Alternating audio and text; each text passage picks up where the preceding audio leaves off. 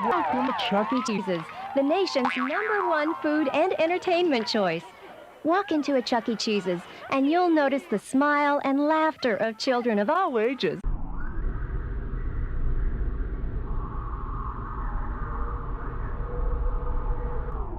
Let's see why is a place where a kid can be a kid. What you're about to learn is that we're the best place to take kids, and we're also known as the birthday capital of the world. We have only one rule at Chuck E. Cheese that you need to remember, and that is every guest leaves happy.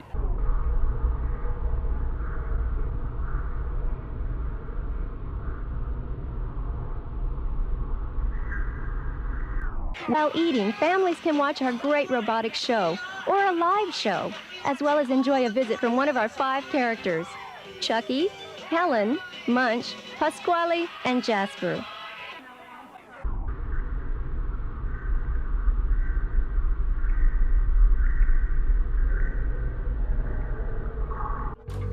Emergency 911. Listen, I have a man who's been shot at my house right here. He came from Chuck E. Cheese.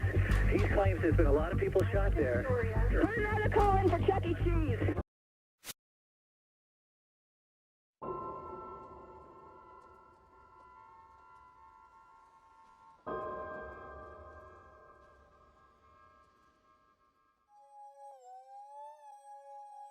Aurora kisváros az Egyesült Államokbeli Colorado államban található, megalakulása az 1880-as évekre tehető. Akkoriban az Arapaho indián törzsek lakták meg a területet. Eredetileg a város a Fletcher nevet viselte, amit 1907-ben megváltoztattak. Az újonnan létrejött Aurora város az 1970-es évektől kezdve szignifikáns növekedést mutatott. Mindössze 10 év alatt megduplázódott a lakosság száma 1970 és 1980 között. Ez pedig az 1990-es évekre már 223 000 főt jelentett. Mint a lehetőséget látva a helyben, nem véletlen, hogy így nyílt új étterem a 80-as évek végén, mely étterem a Showbiz Pizza Place nevet viselte. Azonban ez nem egy átlagos gyors étterem volt. Fő specialitása a névből adódóan a pizza volt, a célközönség pedig a gyerekek voltak.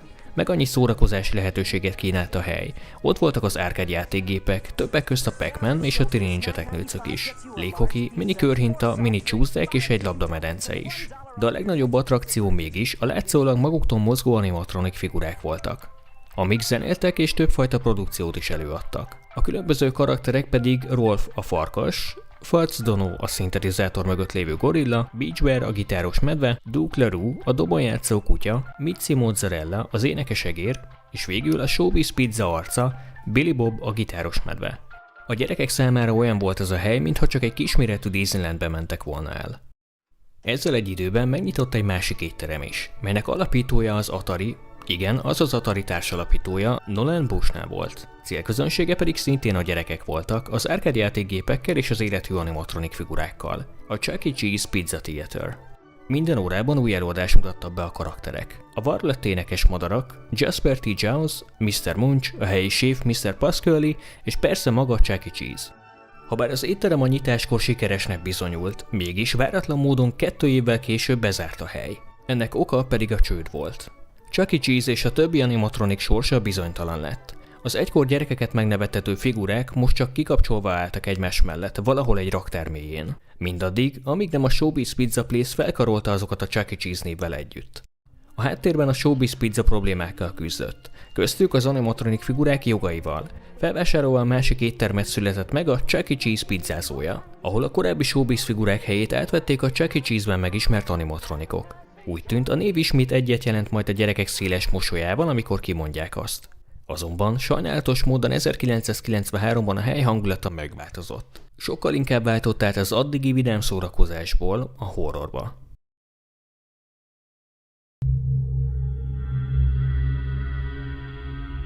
Aurora városában lakott a Dunlap család is. Carol Dunlap 1974. április 8-án adott életet fiának, Nathan Gerard Dunlapnek. Az anya néhány hónap múlva már egyedül nevelte gyermekét, ugyanis férje elhagyta őt. Nathan pedig így soha nem ismerhette meg valódi apját, napjainkban sincs feljegyzés kilétéről.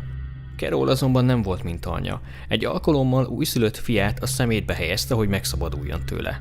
Apa figuraként mostoha apját Jerryt sosem tudta elfogadni. Jerry abuzálta a gyerekeket, nővéréhez pedig sajnos máshogy is közeledett. Ezt Nathan szeme láttára, anyjának pedig fokozatosan erősödő pszichés problémákkal kellett megküzdenie.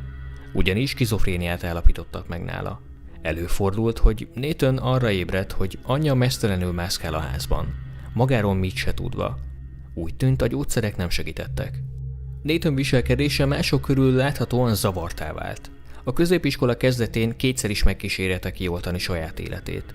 Az Overland középiskolában emiatt a pszichológus meg is vizsgálta őt, és bipoláris zavart állapítottak meg nála. 15 éves korára több bűncselekményben is részt vett. Először golfütőkkel, majd fegyverrel rabolt ki kisebb boltokat. Úgy tűnt, Nathan nem képes rendes útra térni. 18 éves korában megismerkedett egy 16 éves lánnyal, Tracy Lackmannel. Tracy barátnőjével szórakozásképp egész nap a buszon ültek végállomástól végállomásig. Abban reménykedve, hogy valamelyik megállónál majd felszáll egy fiú, akit leszólíthatnak. Tracy szerencsétlenségére ez a valaki Nathan Dunlap volt. Tracy életében az első barátja volt Nathan, így kapcsolatuk elég hamar komolyra fordult. Majd ahogy teltek az évek, 1993-ban Nathan elhatározta, keres magának valami munkát, valami normális munkát. Végül 1993 májusában talált is, mivel bátyja így dolgozott, felvették szakácsnak a helyi Chuck E. Cheese pizzázóba. Munkaviszonya azonban nem tartott sokáig. Kevesebb mint 3 hónap múlva júliusban felettese elbocsájtotta Nathant, miután összeszólalkoztak a munkaórák miatt. A felettes számára csupán egy újabb alkalmazott volt, akit el kellett küldenie. Nathan számára azonban ez annál sokkal többet jelentett. Megfosztották a lehetőségtől, hogy normális munkával keresse meg a kenyerét. Elege lett belőle, hogy úgy érezte, mindenki csak kedvére utasítgatja őt, vagy épp ez esetben rúgja ki. Nathan csak annyit mondott munkatársának, hogy idézem, ezt nem fogja annyiban hagyni.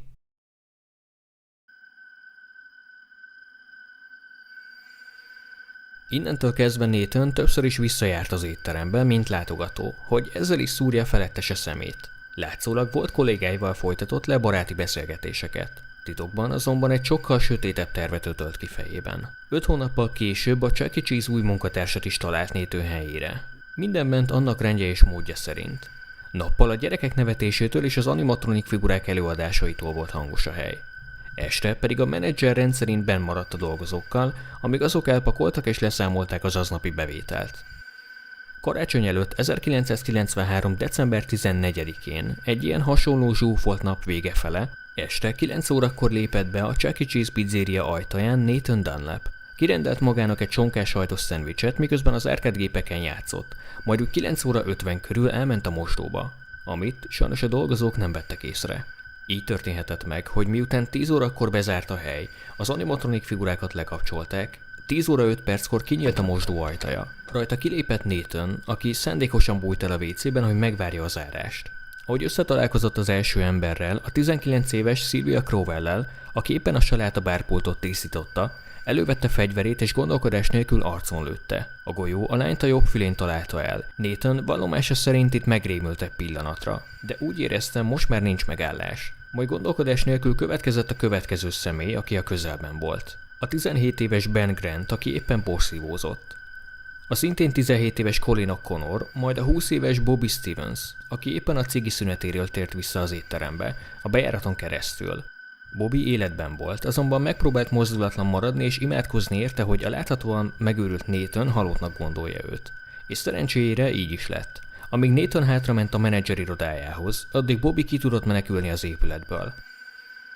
Aznap azonban nem dolgozott az a felettes, aki kirúgta őt. Nathant azonban ez sem állíthatta meg. Marge Kohlberg, a másik menedzser tartózkodott benn csupán. Kinyitatta vele a széfet, majd őt is lelőtte. Mielőtt elrakta a széfben lévő pénzt, vette csak észre, hogy Marge még mindig életben van, ezért ismét rálőtt.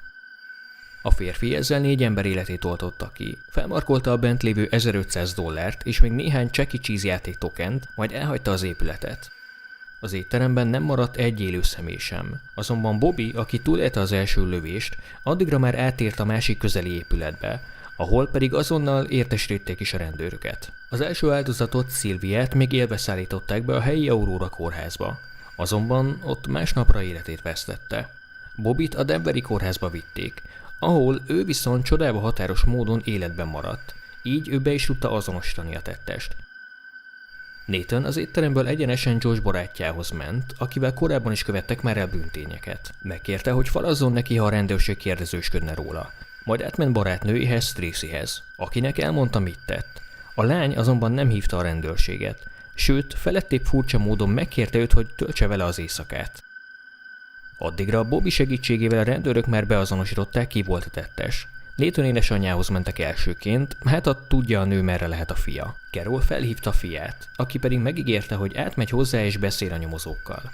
Nathan lezuhanyzott, próbálta kezeit különböző fertőtlenítőkkel átmosni, barátnőjét pedig megkérte, hogy rejtse el a véres ruhákat valahol. Tracy ezt meg is tette, ezzel pedig bűnrészes lett. Továbbá körülbelül $7000 a hűtő alá rejtettek. A rendőrség kihallgatta, új lenyomatot vettek tőle, és a ruháját is elvitték bevizsgálásra.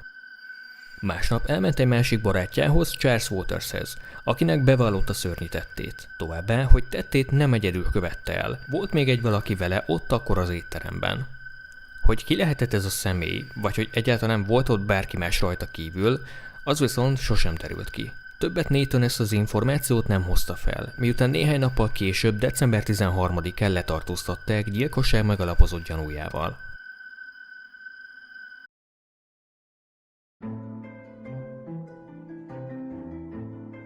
Az egyetlen túlélő Bobby vallomásával és az ügyészek véleményével szinte biztos volt, hogy halálra ítélik a fiút kegyetlen tettéért. 3 évvel később került sor a tárgyalásra. 1996. május 17-én, amikor is valóban halálra ítélték, és emellé pedig még 108 évet szabtak ki rá. Az ítélet végrehajtását pedig 2013-ra datálták. Az ítélet hirdetés alatt Nathan dürohamot kapott, és többször is fel kellett szólítani rá, hogy üljön vissza a helyére. Barátnőjét, Tracyt és annak édesanyját is letartóztatták, mivel szándékosan visszatartottak információkat, ezzel pedig bűnrészessé váltak. Tracyt 5 év börtönre ítélték. 2008-ban Nathan Dunlap kérvényezte, hogy vizsgálják ki, ügyvédje mennyire végzett jó munkát, hisz mielőtt őt kellett volna védenie, nem hozta fel a védelem érdekében problémás gyerekkorát, amikor is rendszeresen bántalmazva volt. Állítása szerint ezáltal születtek meg mentális betegségei.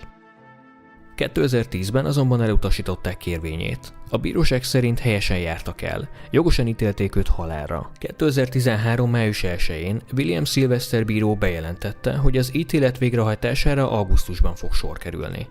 Nathan Dunlap utolsó próbálkozásaként magának a kormányzónak írt levelet John Hickenloopernek, melyben ugyanazon pontokat emeltek ki, mint amiket 2008-ban jegyzett kérvényében. Ezúttal azonban a kormányzó elfogadta kérését. A büntetést felfüggesztették Hickenlooper kormányzó kérésére. Aláírta, ameddig ő ül a kormányzói székben, addig nem kerülhet sor Nathan Dunlap kivégzésére.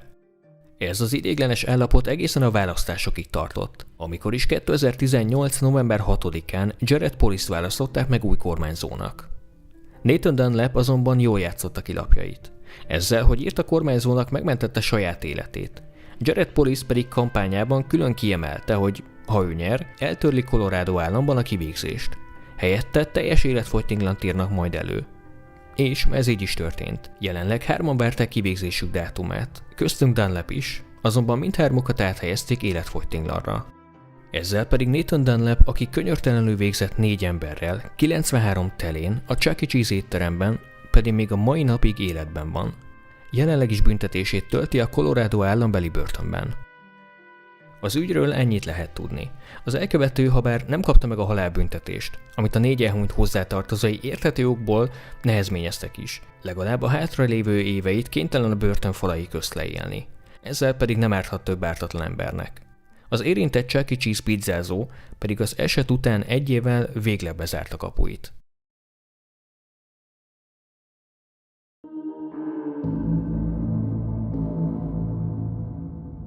Még így a videó végén megemlíteném, miért is szerepel a videó címében a méltán ismert horror videójáték sorozat, a Five Nights at Freddy's.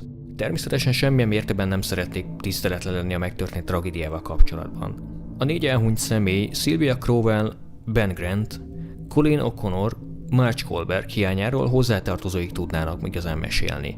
Volt köztük gyermek, édesapa és édesanya is.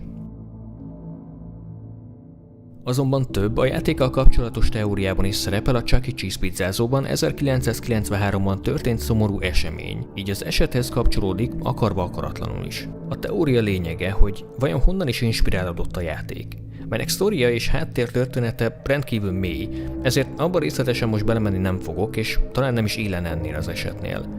De röviden az első játék alapja, hogy karakterünk Mike Schmidt első munkanapját kezdi meg az egykor még gyereknevetéstől hangos étteremben, Freddy pizzázójában. A gyerekeknek kialakított étterem bezárta kapuit az ott történt szörnyűségek után, így ott már csupán a csend honol. Freddy és 4 társa, Bonnie, Chica és Cupcake, Foxy és a rejtélyes aranyszínű Freddy. Ők 5-en az egykor az étteremben használt animatronik figurák voltak. Mike éjjeli őrként kezdi meg itt a munkáját, nekünk pedig feladatunk lesz túlélni 5 éjszakán keresztül. Mivel a szóbeszéd szerint éjjelente ezek a magukra hagyott figurák szabadon járnak kelnek az étteremben, céljuk pedig, hogy minket elkapjanak és megöljenek. A játék története ott kezd mélyülni, amikor megismerjük a valódi háttérsztorit. Miszerint néhány évvel korábban a pizzázó egyik alkalmazottja, William Afton animatronik ruhába bújva csalogatott el az étteremből 5 gyereket, akikkel végzett, testüket pedig 5 animatronik figurába rejtette el. A meghalt gyerekek bosszúra éhes szellemei szállták meg Freddyt, Bonnie-t, Chicát, Foxyt és az aranyszínű Freddyt is. Az elkövetőt pedig sosem kapták el. A hasonlóság a kolorádói esettel a helyszínnel kezdődik. A teória szerint a Chuck E. Cheese étterem és az ottani figurák ihlették a helyszínt és a karaktereket. 5 animatronik, a Warblet énekes madarak, Jasper T. Jones, Mr. Munch, a helyi séf Mr. Pasquale és Chuck E. Cheese. Az első játék 1990 és 1995 között játszódik. Az Aurórában történt gyilkosság pedig 1993-ban történt. Továbbá a játék sztoria szerint 5 gyermek veszítette életét, majd rá kis időre be is zárt az étterem. A Chuck E. Cheese-ben történt támadásnak szintén 5 áldozata volt, habár az 5. személy túlélte. Majd rá 1 évre be is zárt az étterem. Hogy lehet-e összefüggés Chuck E. Cheese étteremben történtek és a Five Nights at Freddy's háttértörténetek közt, azt mindenki maga eldöntheti.